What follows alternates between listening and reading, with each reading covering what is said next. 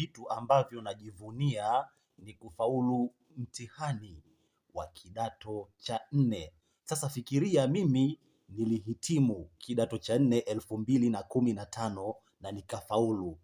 Guys, asikudanganye mtu, kuanzia miaka 2020 kushuka huku nyuma 2019, 18 kufaulu form 4 ukipata division 3, ukipata division 2, ukipata division 1, we ulikuwa ni jembe. Yani in short ulikuwa ukifaulu kidato cha 4 miaka hiyo, basi we ni jembe. Lakini sio haba, nitaenda nikupe mbinu za kufaulu mtihani wa kidato cha 4. Bwana, ikibidi share video hii, tumia rafiki zako, tumia wadogo zako, itaenda kuwasaidia hizi nondo. Mbinu namba 1 ni omba Mungu. Ni lazima uwe na imani. Swali, sali, omba Mungu akusaidie ufaulu, kwa sababu bila Mungu kutoboa ni ngumu. Kwa hiyo omba Mungu. Lakini mbinu namba 2 ni jiwekee malengo. Unataka upate division gani? Unataka upate division 1? Unataka upate division 2? Unataka upate division 3?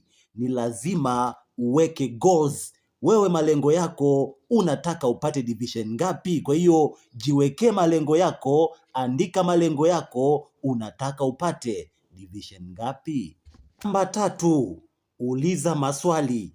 Kama haujaelewa, uliza maswali.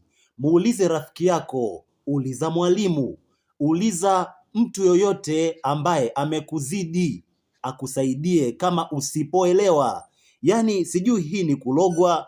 Unakuta mtu ni mshikaji wake kabisa, wanapiga story vitu vingine, lakini asipoelewa topic fulani hamfati, lakini story nyingine wanapiga. Kwa hiyo mambo ya academic au mambo ya kitaaluma kama hauelewi, ni bora ukamfata mwalimu au mtu yoyote mwenye uelewa akufafanulie zaidi.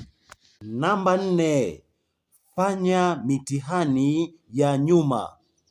Sijui sasa hivi kama kuna vile vitabu vya test yourself, sijui vinapatikana, sifahamu, lakini kufanya mitihani ya nyuma inakusaidia mno. Ikibidi fanya mitihani kuanzia 2010 kushuka chini.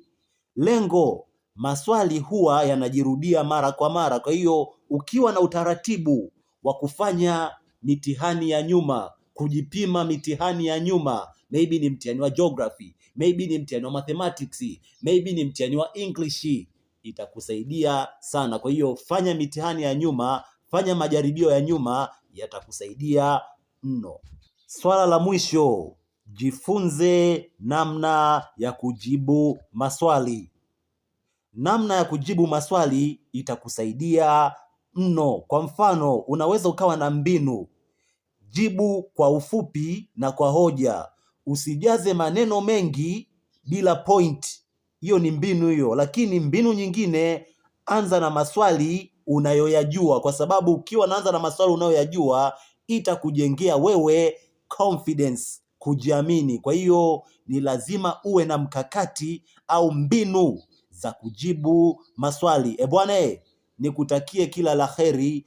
Mungu akutangulie. Usisahau kusubscribe, share video hii. Goodbye.